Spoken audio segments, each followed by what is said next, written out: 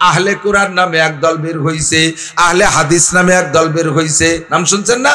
আহলে হাদিস তো শুনেছেন, যারা রফে আদান করে বুকের পর পুরুষরা সানা বান্ধে, নামাজে দাঁড়ায় ভাষের জন্য লাইতুতি লাইতুতি মসজিদ দিচ্ছে সরাই বেলে দাঁড়াইছে, খালি পাও দিয়ে ঠেলে। আহলে হাদিস একদল, আর একদল আছে আহলে কুরআন। এরা নিজেদেরকে আহলে কুরআন দাবি করে। তারা কয় নামাজ দিন রাত মিলাইয়া 3 ওয়াক্ত। একটু বলবেন না কি বলবেন? নাউজুবিল্লাহ। নামাজ কয় ওয়াক্ত? 5 ওয়াক্ত। ওরা কয় 3 ওয়াক্ত।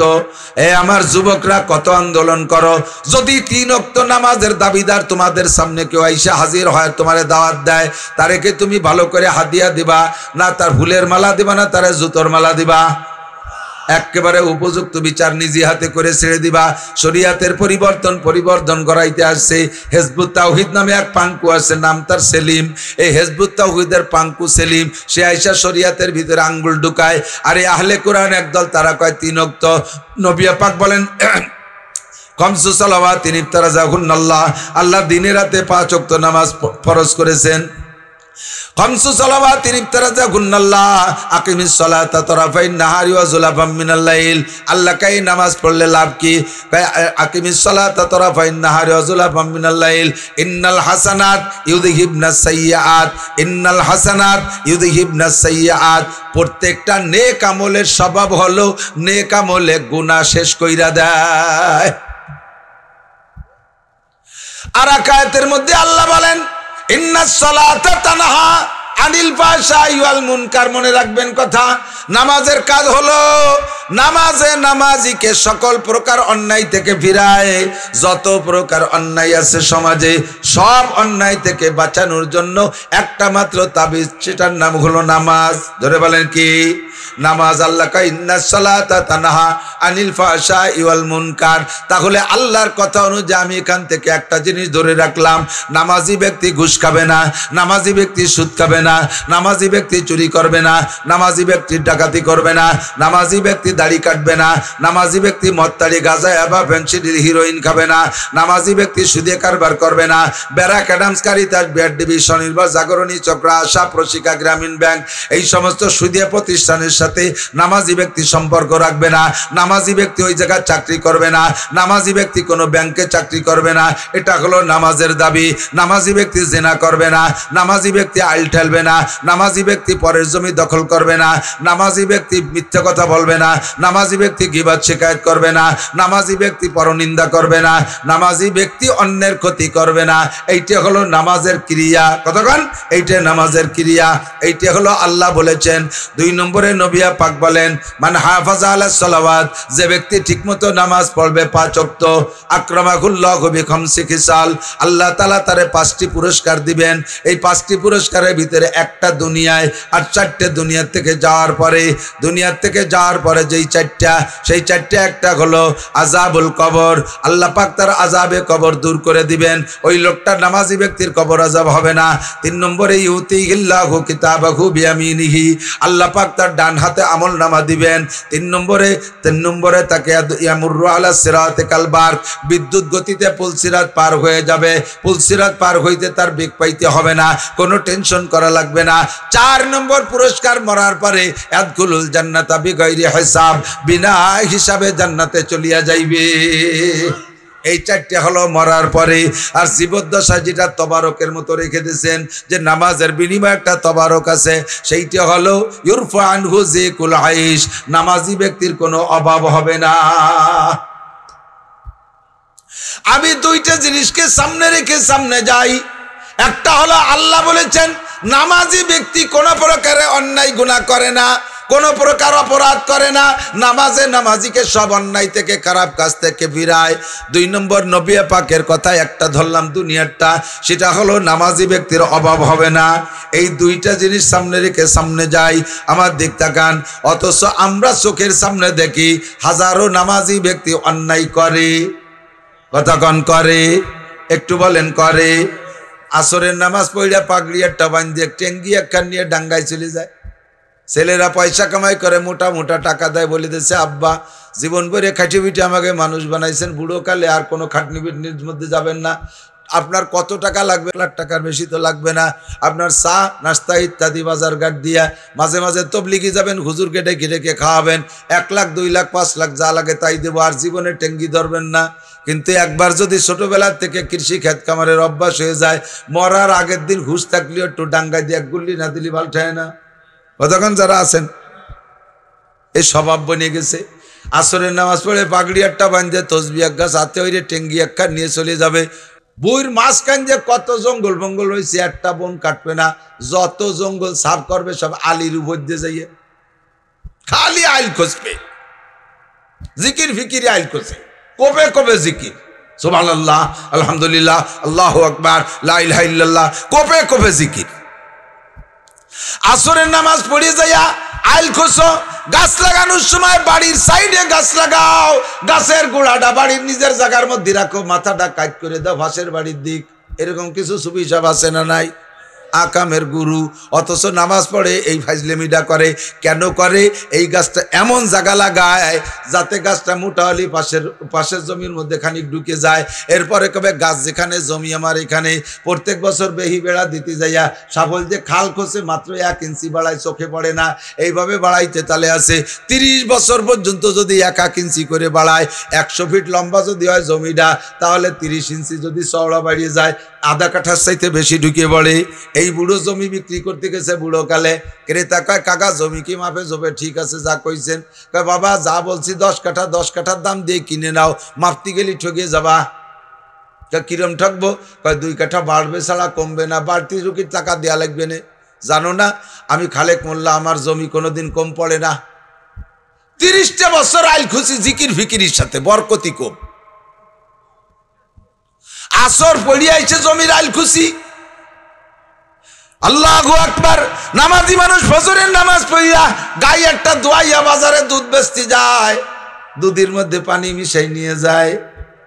বাজারে দুধ ফ্রেশ পান কোন জায়গা কোন বাজারে আমার জানা নাই। আমি বাটি বেড়াইতে একবার দুধ কিনে নিয়ে গেছি 10 কেজি, বাড়ি নিয়ে এসে দুধ খাতি বাড়ি নেই। প্রথম যেটুক জাল দেশে সেটুকির ভিতরে একেবারে গরুর সেনার গন্ধ।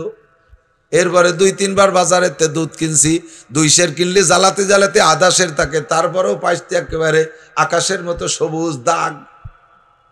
দুধের কোনো গিরানি নাই, দুধে পানি মিশানো সব আওয়াজও গেল না। নড়াইল গেছি যে কয় এই ওয়াজ করছি, নড়াইল না মাগুরায় ওয়াজ করছি একবার, দুধি পানি মিশানো হারাম। ভালো করে মনে রাখবেন, যারা দুধি পানি মিশান, দুধ জান্নাতি নিয়ামত, ওর মধ্যে পানি মিশাবেন, আল্লাহ পাক রব্বুল আলামিন দুনিয়া থেকে বিচার দেখাই দেবে। আমের সাথে সালাও যাবে, গুড় সাথে নুড়োও চলে যাবে। প্রথম মরবে বাছুর, তারপরে পড়বে মা গাই, তারপরে ফিরে গাই কেনার আগে তুমি নিজেই মরবা। দুধি পানি মিশাও। খুব কঠিন ভাবে বলছি, পরের বছর গেছি, ওরা কয় হুজুর আপনার গত বাইরে ওয়াজটা এলাকার মানুষ খুব আমলে আনছে, এরা দুধি পানি মিশাই না। কয় তাহলে কি রে? কয় এখন পানিতে দুধ মিশাই, দুধি পানি মিশানো হারাম, দুধি পানি মিশাই না, পানিতে দুধ মিশাই। তা সিস্টেম কিরম? কয় যে আড়িতে দুধ হবে, আইদাড়ি পানি নিয়ে তার মধ্যে দুধ হয়। যুবক, পকেটের ভিতরে তোমার মোবাইলে জায়গা পাইলো, পকেটের ভিতরে সিগারেটের প্যাকেটের জায়গা পাইলো, পকেটের ভিতরে কত কিছু জায়গা পাইলো, মদ গাজাইয়া বা পকেটের মধ্যে ঢুকানোর জায়গা পাইলো। কেন তোমার পকেটের মধ্যে একটু টিস্যু পেপার জায়গা পাবে না? মুসলমানের পকেটের ভিতরে মাইটে ঢিলা রাখা লাগতেছে না, ইদানিং প্রযুক্তির টিস্যু পেপার আসছে। এইটাকে ধরলে তোমার শরীরটা পাক থাকবে, 24টা ঘন্টা তোমার শরীরটা পাক রাখো। মুসলমানের শরীর পাক রাখা সর্বক্ষণ দায়িত্ব। যুবক মসজিদের কাছে এসে আমার গলা জড়াই ধরিয়ে একেবারে খটখটায় কান্দে দিয়েছে মহি পান, ওই পাশে গলা বড়, ওই ধারে নিয়ে কান্দে দিয়েছে না, আইসে দিয়েছে আজ জানি রে, ফস ফস করি উঠছে। দেই যে পিছনে স্প্রে হয়ে গেছে, আমার লাল সাদা জামা লাল হয়ে গেছে। জড়াই ধরে কই হুজুর আমি আপনার কঠিন ফ্যান। তো ফ্যান তা কি লোদারে করলি কি তুই? মাহফিলি যাবাই একটা জামা গাই দিয়েছি। কয় যে হুজুর একটু ধুয়ে নেন, আমি সহ্য করতে পারিনি কুচিটা। তো এত ফ্যান, তাই চল মসজিদে নামাজ পড়ে আজান হয়ে গেছে। কয় যে হুজুর আমারে মসজিদে নিয়েন না, বাকি আজ সবাই নামাজ নষ্ট হয়ে যাবে না। আবার প্যান্ট এলো মুতির গন্ধ। 7 দিন এই প্যান্ট পরি, 7 দিনের মধ্যে মোটা জিন্সির মতো ডেলি ডেলি ধোয়া যায় না। 6-7 দিন ভরি একবার দই, শুক্রবারে ভরছে, পরে শুক্রবারে দোবে। এই কয়দিন যত পেশাব এভাবে 2-4 ফুট পড়িয়ে করে পড়ছে, ওই এক জায়গায় জমা হয়েছে না, একবার শুয়ে একবার ভেজে একবার শুয়ে একবার চুষো মারা গন্ধ হয়ে গেছে। মুসলমানের সন্তান, তোমার প্যান্টের মধ্যে মুতির গন্ধ কেন থাকবে? কাজেই মুসলমান সর্বক্ষণ শরীরকে পাক রাখার জন্য পেশাবে ঢিলা ব্যবহার করবেন। 1 নম্বর, মহিলারা বাথরুমে, বিশেষ করে মহিলাদের পেশাবে ঢিলা জরুরি না, মহিলাদের পেশাবে ঢিলা লাগে না। শারীরিকভাবে আল্লাহ পাক তাদের এমন বানাইছে, তাদের পেশাব একবারে ক্লিয়ার হয়ে যায়, পানি দিয়ে ধুইতে হবে। আর তাদের বাথরুমে পায়খানাকে ঢিলা ব্যবহার করা পুরুষের চাইতে জরুরি, কারণ তাদের হাতের খানা দানা আমাদের খাইতে হয়। ভালো করে পরিষ্কার না করলে হাতের মধ্যে যদি ময়লা থেকে যায়, এই ময়লা পুরুষদেরকে খাওয়াই দেবে মশলাপাতির ভিতর দিয়া, কলব মইরা যায়, দিল মরে যায়, ইবাদতে একাগ্রতা থাকে না, ঈমান আকীদা দুর্বল হয়ে যায়। নারীরা বাথরুমে অবশ্যই টিস্যু ব্যবহার করবেন, ঢিলা কুলুক ব্যবহার করবেন, এইটা হলো পবিত্রতা সংক্রান্ত। নারীদের পবিত্রতার জায়গা আর একটা ছোট্ট কথা না বলে পারছি না, সেটা হলো কোলে যদি দুধের বাচ্চা থাকে, কোলের মধ্যে পেশাব করে দেয়, হাত দিয়ে একটু কোষ মেরে পেশাবরে ফেলাই দিয়ে একটু পানি ছিটে দিয়ে নামাজে দাঁড়ায় যায়। জিজ্ঞেস করা হলো, কাকি কাজটা করলেন? কেউ তো পেশাব করছে কোলে। কথা কই হলো ফেরেশতা। আমি যদি শুনে আসলাম ফেরেশতারা পেশাব করে না, তোমারটাতে ফ্যাস ফ্যাস করে খালি মার তিতালে রয়েছে। ফেরেশতারা লা ইয়াবুল ওয়া লা ইয়াগু, তো পেশাবও করে না পায়খানাও করে না। কতক্ষণ ফেরেশতারা পেশাব পায়খানা করে না, তোমার ফেরেশতাদি ঘন্টায় 10 বার মতে, তাহলে এটা ফেরেশতারও কি?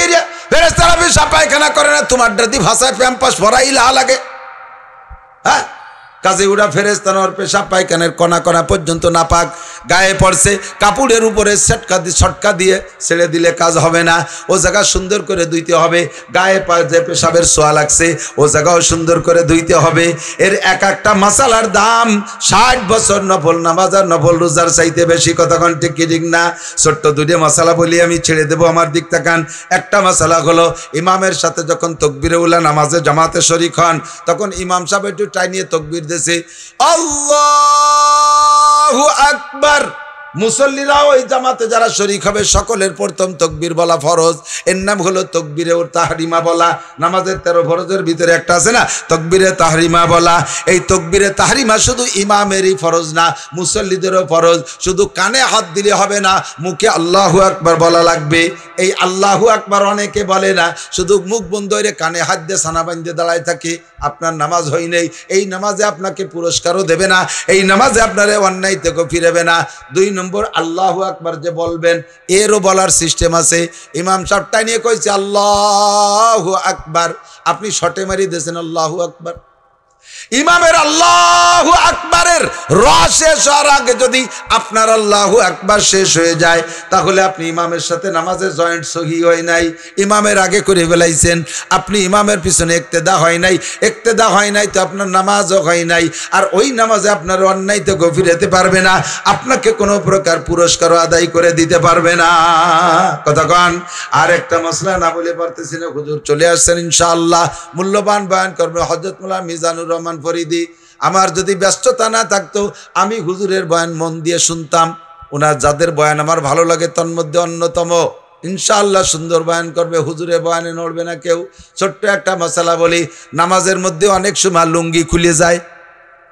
নামাজের মধ্যে 2 হাত দিয়ে কোনো কাজ করলে নামাজ ছুটে যায়, রে কয় আমলে কাসির। 2 হাত দিয়ে কোনো কাজ করলে লুঙ্গি নামাজ নষ্ট হয়ে যায়। কাজেই লুঙ্গি খুলে গেছে, এখন এই ডেরে কি করবেন?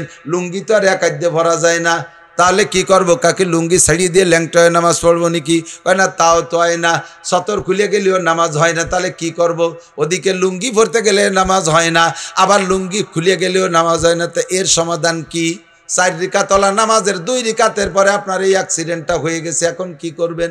আপনি নামাজ ছেড়ে দিয়ে সুন্দর করে 2 হাত দিয়ে লুঙ্গি পরবেন, লুঙ্গি পইরা এরপরে আবার নতুন করে শুরু করবেন আল্লাহু আকবার, নতুন করে শুরু করবেন। লুঙ্গি খুলে যার আগে যে 2 রিকাত হয়েছিল, ওই 2 রিকাত বাতিল হয়ে গেছে। ইমাম সাহেব সালাম ফেরানোর পরে উঠে দাঁড়াইয়া সেই 2 রিকাতকে আবার পড়ে নেবেন, সেই 2 রিকাতে আবার পড়বেন। কিন্তু আপনি যেন লুঙ্গি পরে আবার সুন্দর করে টাইট করে ধরে আগের 2 রিকাতকে আপনি নামাজের মধ্যে শামিল করে নেবেন না, তাহলে এটা নামাজ হয় নাই। এই নামাজের যে 2টা পুরস্কারের কথা ছিল, আপনি একটাও পাবেন না। মজলিস ফিকিন খায়রুম মিন ইবাদাতি 60 হাসানা। 3-4টে যা মাসালা বললাম, প্রত্যেক এক একটা মাসালার বিনিময়ে আল্লাহ পাক আমাকে আপনাকে 60 বছর নফল নামাজ ও রোজার সওয়াব দান করবে। সবাই বলে আমিন। আর একটা তারিখ মুখস্থ করেন, বলেন 31শে জানুয়ারি। একটু কন না, নেকি হবে। পয়লা জানুয়ারিতে কোনো ফজিলত নাই, গত রাত্রে বলছি, আজকে তা শরীর চলে গেছে বিদায় বললাম না। 31 নাইট যদি কোনো মুসলমানের সন্তান পালন করে থাকেন, তার কবিরা গুনাহ হইছে, তার কবিরা গুনাহ হইছে, এইটাকে বরকত মনে করে যদি করেন তাহলে আপনি কাফের হয়ে গেছেন। আজকে আপনার কলেমা পড়ে নতুন করে মুসলমান হইতে হবে, নইলে আপনি যদি বিবাহিত হন, আপনার বউ তালাক হয়ে গেছে, এই অবস্থায় স্ত্রীর সাথে মেলামেশা করলে জেনার গুনাহ হবে। এরপরে যে সন্তান পয়দা হবে, জারিউর বাচ্চা পয়দা হবে। এরপরে আপনি মরে গেলে আপনার জানাজা পড়ানো হারাম, কাফন পড়ানো হারাম, মুসলমানের কবরস্থানে দাফন করা হারাম। আপনি যদি 31 নাইটকে, এই পহেলা জানুয়ারির প্রথম রাতকে যদি বরকত মনে করিয়ে একে স্বাগতম জানায় থাকেন, আপনার ঈমান নষ্ট হয়ে গেছে। মুসলমান জানাবে, স্বাগতম জানাবে মুহররম মাসের 10 তারিখকে, তার ভিতরে আমল আছে, সময় মতো বলবো। কাজেই আমরা এই অন্যায় আর করব না। আমার প্রাণ প্রিয় গোপালগঞ্জবাসী, আমার গোপীনাথপুর আশপাশের যারাই আছেন, আমরা যুবকরা প্রতিজ্ঞা করি, আর জীবনে কোনো দিন 31 নাইট আর পহেলা বৈশাখের কোনো বিষয় আমরা উদযাপন করব। একটু সবাই বলো, যুবকরা করব। কারা কারা করবা না একটু হাত দেখাতে পারো। আর জীবনে এই অন্যায় করব আর করব না। আল্লাহ সবাই হাত দুটোকে কাবার গায়ে পৌঁছাই দিক, বলেন আমিন। মানাবুদ ওয়া তাকাজা মানাবুদ লুৎফে তু না গুপ্তা ইমামি শানুদ आदमियत दादाई बाजम मुसलमा करदाई ऐ खुदा कुर्बा शवा में हसाबर हसा करदाई। আমরা ছিলাম না, তুমি বানাইছো। আমাদের কে বানাইছে? আল্লাহ। আমরা চাই না, তুমি সব দাও। আমাদের চাওয়া ছাড়া আল্লাহ সবকিছু আমাদের জন্য বানায় রাখছে। চন্দ্র প্রয়োজন বানায় রাখছে, সূর্য প্রয়োজন বানায় রাখছে, তারকা প্রয়োজন বানায় রাখছে, অক্সিজেন দরকার বানায় রাখছে। কত বলবো, ইন তাউদ্দু নি'মাতাল্লাহি লা তুহসুহা। এত নিয়ামত আমার আপনার জন্য বানাইছে, সারা দুনিয়ার সমস্ত মানুষ আমরা চেষ্টা করেও আল্লাহর নিয়ামত রাজি গণনা করে শেষ করতে পারবো না। আমাদের চাওয়া ছাড়া তুমি সবকিছু দিয়েছো। সর্বোপরি যেটা দিয়েছো, আয় খোদা কুরবা সওয়া মে সাবার ইহসা করদাই। আল্লাহ, তুমি আমাদেরকে মুসলমান বানাইছো, মুসলমানের ঘরে জন্ম দিয়েছো। আমরা এই নিয়ামতের শুকর আদায় করোনার্থে যদি তোমার সামনে গলা কাটাই দিয়া কুরবানিও হয়ে যাই, তবুও তোমার নিয়ামতের শুকর আদায় শেষ হবে না। খুশি হয়ে পড়ি আলহামদুলিল্লাহ। টের তো পাইতেছেন না, শিক্ষা দীক্ষা জ্ঞান বুদ্ধি দিয়ে কলেমা পড়া সম্ভব না। যদি তাই হতো তাহলে বাংলাদেশে যারা প্রথম সময় কোরআন শরীফ তর্জমা করেছে, একেবারে প্রথম তা না, প্রথম সময় যারা কোরআন শরীফ বঙ্গানুবাদ করছে, তার মধ্যে একজন গিরিশচন্দ্র সেন, সেও কোরআন তর্জমা বাংলায় করেছে এবং সঠিক আমরা পড়েছি, দেখেছি, উলামায়ে কেরামরা তাকে সত্যায়িত করেছে, তর্জমা সম্পূর্ণ সত্য। কোরআন শরীফের তর্জমা লিখতে গেলে অবশ্যই তার কোরআন শরীফ আগে পড়া শিখতে হবে, তার ভাষা জ্ঞান থাকতে হবে। তো কোরআন শরীফ পড়া শিখলো, তার তর্জমা পর্যন্ত সহিভাবে লিখলো, শানে নুজুলও লিখলো, অথচ সে মুসলমান হতে পারে নাই। শুধু তর্জমা না, এরকম যদি হাজারো তাফসীরও গিরিশচন্দ্র সেন লিখে থাকে, 1 সেকেন্ডও জান্নাতে যাবে না যতক্ষণ পর্যন্ত কলেমা না পড়বে। আর সে কলেমা পড়ে নাই, তার প্রমাণ কি? নামটা গিরিশচন্দ্র সেন নিয়েই কবরে গেছে। কোন মুসলমান কলেমা পড়ে মুসলমান হলে আমরা তার অনেক পরিবর্তন করি, তো সর্বপ্রথম নামটা পাল্টাই দেই, নাম পাল্টাই না? তো যদি নাম পাল্টানোই থাকতো তাহলে তো ওনার গিরিশচন্দ্র সেন নিয়ে নাম নিয়ে দুনিয়ার থেকে যেত না। ভারতের 70 লক্ষ হিন্দুদের দেবতা ছিল, 70 লক্ষ হিন্দুরা তাকে দেবতা বলে জানত। তার নাম ছিল শিব শক্তি। এই শিব শক্তি রাতের বেলা স্বপ্নে দেখে ফ্যামিলির সদস্য 4 জন, 2টা ছেলে মেয়ে, হিন্দুদের বড় পণ্ডিত ও সাধুও, আর স্ত্রী। রাতের বেলা স্বপ্নে দেখে বিশ্ব নবী মুহাম্মদুর রাসূলুল্লাহ সাল্লাল্লাহু আলাইহি ওয়াসাল্লাম এসে বলতেছেন, ইসলামুল হক, তুমি কলেমা পড়ো, লা ইলাহা ইল্লাল্লাহ মুহাম্মদুর রাসূলুল্লাহ। স্বপ্নে কলেমা পড়ছেন, ঘুম ভেঙে গেছে, ফজর পর্যন্ত অপেক্ষায়, সকাল পর্যন্ত কি দেখলাম। গতকালকে যে পরিস্থিতি ছিল চেহারার, সকালে ঘুম থেকে উঠে চেহারার অবস্থা একটু ব্যতিক্রম। স্ত্রী ঘুমের থেকে উঠা কেমন কেমন ভাব, ছেলে মেয়ে দুইটা ঘুমের থেকে উঠে কেমন কেমন ভাব। এই প্রত্যেকের ভিতরে অন্য দিনের চাইতে একটু ব্যতিক্রম ভাব। তো উনি মুরব্বী হিসেবে এক এক করে জিজ্ঞেস করছে, তুমি কি ব্যাপার এরকম মলিন মলিন ভাব কে? তো কেউ কেউ রে কিছু কয় না। পরে সর্বপ্রথম উনি উনার স্ত্রীকে বলতেছে, গত রাত্রে দেখলাম একটা লোক এসে বলল আমি মুহাম্মদুর রাসূলুল্লাহ, আর ওই লোকটা আমার নাম ধরে বলতেছে, আমার নাম, আমাকে আলাদা একটা নামে বলতেছে, ইসলামুল হক তুমি পড়ে লা ইলাহা ইল্লাল্লাহ। আমি তো পড়ে ফেলাইছি স্বপ্নে। স্ত্রী বলতেছেন, তখনও বলতেছে ভগবানের কসম আমিও তাই দেখছি। মা বাবা দুইজনের কথা শুনে ছেলে মেয়ে দুইটা পাশে এসে বলে, বাবা আমিও এই স্বপ্নে দেখেছি। আমাদের আলাদা আলাদা একটা নাম ধরে ধরে এভাবে আমাদের কলেমার দাওয়াত দিচ্ছে। তো বললো যে যদি তাই হয়ে থাকে তাহলে আর ভাগাভাগির দরকার নাই, আমরা চারিজনে পড়ে ফেলাই লা ইলাহা ইল্লাল্লাহ মুহাম্মাদুর রাসূলুল্লাহ। নামটা পাল্টে গেছে, গিরিশচন্দ্র কি বলা হয় শিব শক্তি থেকে নাম হয়েছে ইসলামুল হক। তারপরে ভারত সরকার তার নাগরিকত্ব কেটে দিয়েছে, সম্পদ সম্পত্তি যা ছিল সব বাজেয়াপ্ত করে দিয়েছে। তৎকালীন বাংলাদেশে যারা ছিল তারা তাকে আশ্রয় দিয়েছে, বাংলাদেশে অনেক দিন ছিলেন, বিভিন্ন জায়গায় মাহফিল প্রোগ্রামও করছেন। এরপরে সৌদি সরকার তাকে স্বাগতম জানাইলেন, সৌদি নিয়ে তাকে নাগরিকত্ব দিয়া সেখানে এখনো পর্যন্ত বসবাস করতেছে। বলতে চাইছি এটাই, গিরিশচন্দ্র সেন যদি কলেমা পড়ে থাকতো, ইসলাম গ্রহণ করে থাকতো, তাহলে নামটা গিরিশচন্দ্র থাকতো না। কোরআনে কারিমের তর্জমা তফসিল লেখার পরও সে চিরকাল জাহান্নামে যাবে, এক সেকেন্ডও জান্নাতে যাবে না। আমরা কত বড় ভাগ্যবান, মুসলমানের ঘরে জন্ম নিয়া শুরু থেকেই পড়েছি লা ইলাহা ইল্লাল্লাহ মুহাম্মাদুর রাসূলুল্লাহ। এই জন্য আজীবন শুকর আদায় করব, খুশি থাকবো, পড়ি আলহামদুলিল্লাহ। ইসলামের সব কালচার ভালো লাগে না মন্দ লাগে? অমুসলমানরা মুসলমানদের এই কালচার দেখেই তারা ইসলাম গ্রহণ করতেছে। নারীদের পর্দা বড় ভালো লাগে, পুরুষের মুখে দাড়ি বড় ভালো লাগে, মাথায় টুপি বড় ভালো লাগে, জামা জুব্ব পরলে দেখতে সুন্দর লাগে। অন্যান্য কোনো জাতির পোশাক এত সুন্দর লাগে না। সাক্ষাতের সময় কি সুন্দর সাক্ষাৎ করে, আসসালামু আলাইকুম রাহমাতুল্লাহ, ভাষাটা কত সুন্দর, একে অপরকে দোয়ার মাধ্যমে সাক্ষাৎ করে। এটা ইসলাম ছাড়া আর কোথাও নাই। কতক্ষণ হিন্দুরা এরকম করে কুর্নিশ করে নমস্কার দেয়, নমস্কারের কি তর্জমা আমি তা জানি না। বিভিন্ন ডিপার্টমেন্টে সাক্ষাৎ করে, এক সর এক লাথি। সেনাবাহিনী পুলিশ টুলিশের ভিতরে বড়কে সম্মান দেয় কি দিয়ে? আমার ছোট হুজুর বলতেন এক সর এক লাথি, দেহায় ছেড়ে দেবানি, আর সাথে সাথে মাটিতে এক লাথি, এক সর এক লাথি দিয়ে সাক্ষাৎ। আর ইসলামের ভিতরে আসসালামু আলাইকুম রাহমাতুল্লাহি ওয়া বারাকাতুহু, কেমন সুন্দর একটা দোয়া, ঠিক না? তোমার উপরে আল্লাহর পক্ষ থেকে শান্তি রহমত আর বরকত নাজিল হোক, বলেন আমিন।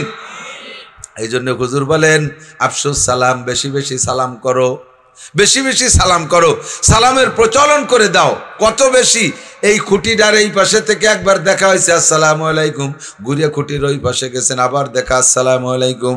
কারণ সবই তো দোয়া। আপনিও বলি, আমিও বলি আসসালামু আলাইকুম, আপনি বলেন ওয়ালাইকুম আসসালাম রহমতুল্লাহ, তর্জমা একই তর্জমা। উভয়ের জন্য দোয়া করতে থাকলে সারাটা দুনিয়া দোয়ায় দোয়ায় ভরে গেলে আল্লাহ পাক রব্বুল আলামিন শান্তি আর রহমত নাজিল করতে বাধ্য হইয়া যায়। এসে গেল সালামের একটা দুটো কথা বলিয়া সরে চলে যাচ্ছি। সালামটা দেওয়ার পদ্ধতি কি আল্লাহ বলেছেন, ওয়াইজা হুইয়িতুম বিতাহিয়াতিন ফাহাইয়ু, যদি তোমাকে কেউ সালাম দেয় তাহলে তুমিও সালামের উত্তর দাও। বিআহসানা, যেভাবে বলছে তার চেয়ে ভালো করে দাও। আর রুদ্দুহা, যদি ভালো করে না পারো কমপক্ষে যতটুকু বলছে অতটুকু ফেরত দাও। বলবো সিস্টেমটা কেমন? আমি যদি আপনারে সালাম দেই আসসালামু আলাইকুম, তাহলে আপনি এর চেয়ে ভালো করে দেওয়ার ভাষা আছে, হাদিসে যে পরিমাণ আছে ওই পরিমাণ ওর চেয়ে বাড়া যাবে না। হাদিসে আসছে আমি যদি বলি আসসালামু আলাইকুম, তাহলে এর চেয়ে ভালো করে কিভাবে দেবেন? ওয়া আলাইকুমুস সালাম, একটা শব্দ বাড়াই দেন রহমাতুল্লাহ। আমি যদি বলি আসসালামু আলাইকুম রহমাতুল্লাহ, আমি বাড়াই দিছি, আপনি আরেকটা বাড়াবেন ওয়া আলাইকুমুস সালাম রহমাতুল্লাহি ওয়া বারাকাতুহু। এলো বাড়ানো পর্যন্ত সুযোগ আছে। আমি যদি বলি আসসালামু আলাইকুম ওয়া রাহমাতুল্লাহি ওয়া বারাকাতুহু, হাদিসে পর্যন্ত আছে, আপনি এরপরে আর বাড়াবেন না। এবার হলো রুদ্দুহা, যা বলছি ওইটা ফেরত দেন। ওয়া আলাইকুমুস সালাম ওয়া রাহমাতুল্লাহি ওয়া বারাকাতুহু, সমান সমান হুবহু ফেরত দেন।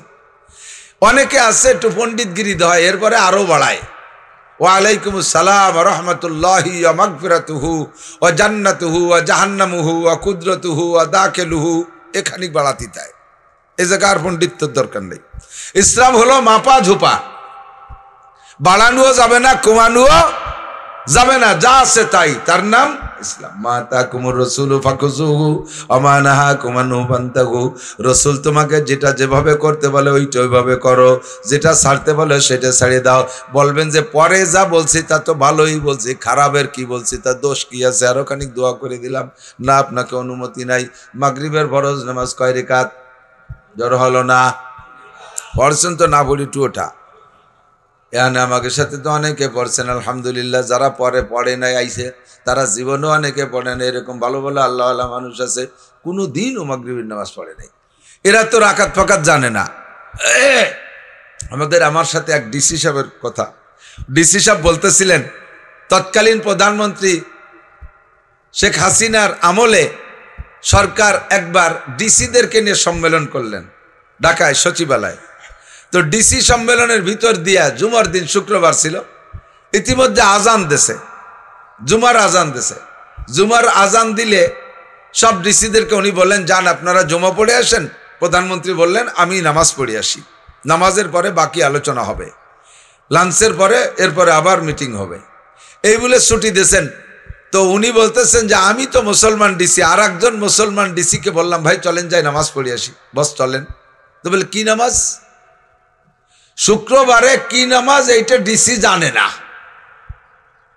এ ডিসিও যদি আমাদের গোপালগঞ্জের ডিসি হয়, তাহলে পদাধিকার বলে আমাদের গোপালগঞ্জের 2-3টে প্রতিষ্ঠানের কিন্তু সভাপতি থাকে ডিসি সাহেব, যেমন কোট মসজিদ, মাদ্রাসা, তারপরে আমাকে মুসলিম এতিমখানা, পদাধিকার বলে এখানে ডিসি হয়। যে ডিসি শুক্রবারে জুমার নামাজ কি বারে তাই জানে না, সেই ডিসি যদি ধর্মীয় প্রতিষ্ঠানের ডিসি হয়, মানে সভাপতি হয়, তাহলে কেমন হয় কন্ত দেই? তো উনি বললেন, আপনি মুসলমান না, আপনি জানেন না যে শুক্রবারে কি নামাজ? না তো, আমি তো কখনো জানি না। এটা একটা ক্রেডিট দেখাচ্ছে, আমি তো জানি না কখনো, তার মানে জীবনেও কোনোদিন ও এলাকায় ঘুরি নেই। এটা কি মুসলমান? মাগরিবের নামাজ 3 রাকাত, কয় রাকাত? নামাজ তো নামাজ, 3 রাকাতের জায়গা যদি মোহাব্বতের সাথে চিন্তা করেন, সময় আছে, আমি কিরাত ভালো জানি, আজকে জয় ঝামেলা কম, 4 রাকাত পড়বো। 4র্থ রাকাত যদি সূরা বাকারা পড়িয়ে ফেলান, একটু ভালো করে পড়ি, একেবারে আল্লাহকে হাজির নাজির যাই না, মনে মনে কল্পনা করতেছেন ফুলসিরাতের পর দাঁড়িয়ে আছি, আল্লাহ আমার সামনে আছে, ডাইনে আমার জান্নাত, বামে আমার জাহান্নাম, পিছনে আমার আজরাইল। 4 নম্বর রেখাতের সময় মনটা খুব ক্লোজ করে ফেলাইছেন এবং 4র্থ রেখাতটা সুন্দর করে পড়ছেন। রুকুতে 39 বার আজিম, সেজদায় যে 41 বার আলা মারিয়ে দিয়েছেন, খুব যত্ন সহকারে শেষ বৈঠক করছেন, ভদ্রতার সাথে সালাম ফিরাইছেন। মাগরিবের নামাজ 4 রাকাত, মাগরিবের নামাজ 3 রাকাত, 4র্থ রেখাত পড়ার দ্বারা কি 4র্থ রেখাত নামাজ হবে? হবে? আগের 3 রাকাত পড়ছেন ইন্না তাইনা কুলহু দিয়ে, শেষ রেখাতে বড় ওইরে ভরি দিয়েছেন, হবে? কিরাত পড়লাম, কোরআন শরীফ পড়লাম, রুকু করলাম, তো হবে না কে? হবে না। কারণ হলো আল্লাহর হুকুম, মাগরিবের নামাজ পড়েছো কিন্তু নবীর তরিকায় পড়ো নাই, নবী জীবনও 4 নম্বর রেখাত মাগরিবে মিলাই নাই, কাজেই তোমার ওই 4 নম্বর রেখাত যত সুন্দর হোক নামাজ হবে না। আমি এটাই একটা ছোট্ট প্রমাণ দিয়ে সরে চলে যাই।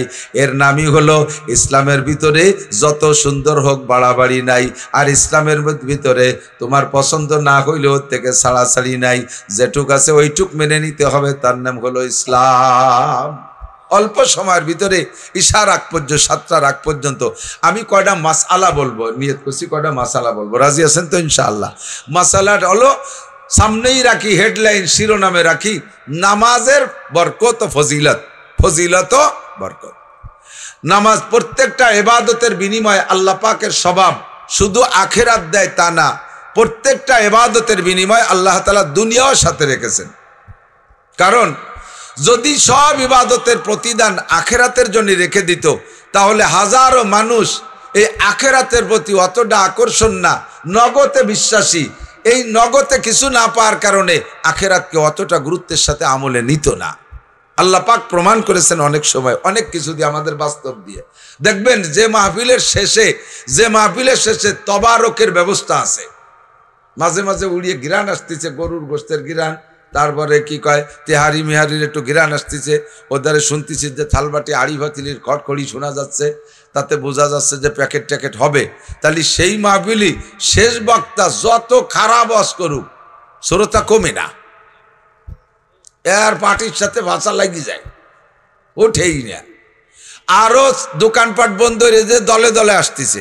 কিছুদিন আগে আমি গেছি সিলেট এক মাহফিলি, শেষ বক্তা আমি বয়ান করছি, অনেক লোক যথেষ্ট পাইছি, কিন্তু নেমে যাওয়ার সময় দেখি সে ইস্তেমার মাঠে যেমন রাস্তা দিয়ে দেন না, ওইভাবে ঢুকতেছে পাঙ্কু ফুলাপান, 16, 18, 20, 22 বছরেরা। সে যে কি হারে, ঘটনা কি, ওখানে এখন তবারক বিতরণ, ও দেশে তবারক সিন্নি কয়, এখন সিন্নি দেবে, সিন্নি। তো মাহফিলের শেষে যদি তবারক আর সিন্নি থাকে, তাহলে মাহফিলের শেষ পর্যন্ত লোক পাওয়া যায়। বক্তা যত খারাপ ওয়াজ করুক আর যাই করুক না কেন, ভালো না লাগলেও শেষ পর্যন্ত বসে থাকে। মিলাদের শেষে, দোয়ার অনুষ্ঠানের শেষে যদি কিছু ভালো তবারক থাকে, তাহলে শেষে ওই মিলাদের লোক বেশি থাকে। শুক্রবারে মসজিদে ইমাম সাহেব এলান দিয়েছে, সবাই বসবেন, দোয়া আছে, উকি মারি দেয় যে সামনে 2 প্যাকেট স্টার বিস্কুট, ফরজ পড়েই বাড়ি যাবে। দোয়ায় বসবেন না, কয় না সুন্নত, ঘরে পড়া সুন্নত, ফতোয়া দিয়ে ঘরে চলে যাচ্ছে। পরে শুক্রবার এলান দিয়েছে, এলানও দেয়া লাগে না, আগের থেকেই গরুর গোশ মুরগির ঝোলের গিরান আসতেছে না, আবার কেমন কেমন পা গিরান, জিলাপি গিরান। দোয়ার জন্য এলান দিয়েছে, উকি মারি দেখে যে সামনে বড় বড় ঢিস ভরা আর 2 বস্তা। আজকে সুন্নতের পরে 2 রিকাত, তারপরে 2 রিকাত, ওনার জ্বালায় সেই ইমাম সাহেব দোয়াই বসতে পারতেছে না। কাকা শেষ করেন, তাড়াতাড়ি দোয়া করবো। হ্যাঁ আইছো তো তোমরা খাতি নে গিয়ে। উনি গত শুক্রবারে কিন্তু বসিনি স্টার বিস্কুট দিয়ে। বোঝা যায় যে দোয়ার পরে যদি তবারক থাকে, তাহলে সেই দোয়ায় লোক বেশি হয়। আরো বলি, আমাদের টুকই কোনো মাহফিলের শেষে যদি বক্তাকে হাদিয়া ভালো দেয়, আগামী বছর ওই মাহফিল ধরার জন্য বক্তা ওত পাইতে বসে থাকে, কবে আসবে, এরা আসে না কে, দাওয়াত দেয় না কে, হাদিয়া ভালো পাইছি। মাহফিলে যদি হাদিয়া কম দেয়, পরের বছর ফোন দিলি, হুজুর ডায়েরিটা একটু কি অবস্থা দেন, ডায়েরির কলেরা হয়েছে, কারণ টাকা কম দিছিলে তা তো কোয়া যাচ্ছে না, না খালি নাই ডায়েরির কলেরা হয়েছে। এই সবগুলো দেখা আল্লাহ পাক ইবাদতের, আল্লাহ দেখে বলছে তা না, বাস্তব মানুষের স্বভাব এরকম হবে। আল্লাহ পাক রব্বুল আলামিন সব ইবাদতের প্রতিদান মূল রাখছে আখেরাতে, আর প্রত্যেকটা ইবাদতের প্রতিদান দুনিয়ায় কিছু রাখছে। আমরা ইবাদত করি কি দুনিয়া পাওয়ার জন্য না আখেরাত? একটু কথা বলেন। নামাজ পড়ি কি জন্য? আখেরাতের জন্য। রোজা রাখি আখেরাত, হজ করি আখেরাত, যাকাত দেই আখেরাত, দাড়ি রাখছি আখেরাত, টুপি পরি আখেরাত, ঢিলাকুলুক আখেরাত, মেসক দস্তরখান আখেরাত, তিলাওয়াত করি আখেরাতের জন্য, তবলিগি যাই আখেরাতের জন্য, ফরজ ওয়াজিব সুন্নাত ইশরাক কাবিন চাষ তাহাজ্জুদ সব কিসের জন্য? দুনিয়ার জন্য না আখেরাত?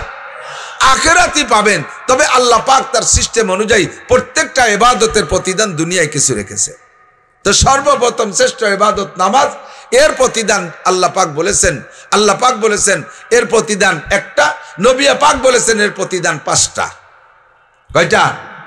আল্লাহ বলছেন কোনটা? আল্লাহ বলেন ইন্নাস সালাতা তানহা আনিল ফাহশাই ওয়াল মুনকার, নামাজ পড়বা কয় ওয়াক্ত, আকিমিস সালাতা তরাফাইন নাহারি ওয়া যুলাফাম মিনাল লাইল, ইন্নাল হাসানাতি ইউযহিবনাস সাইয়্যাত, যালিকা যিকরা লিয-যাকিরিন। এই আয়াতের ভিতরে আল্লাহ একটা বলেছেন, ওই আয়াতের মধ্যে আরেকটা বলেছেন। আল্লাহ বলছেন নামাজের প্রতিদান 2 দিকে, 2টা এদিক তাকাও। 1 নম্বরে হলো আকিমিস সালাতা তরাফাইন নাহারি ওয়া যুলাফাম মিনাল লাইল, নামাজ পড়বা রাতে ও দিনে 5 ওয়াক্ত, খামসু সালাওয়াতিন ইফতারাজাহুন্নাল্লাহ। আমাদের পাকে পাকে কিছু উই পোকা সার পোকা ঢুকে গেছে, আমাদের পাকে পাকে কিছু উই পোকা সার পোকা ঢুকে গেছে।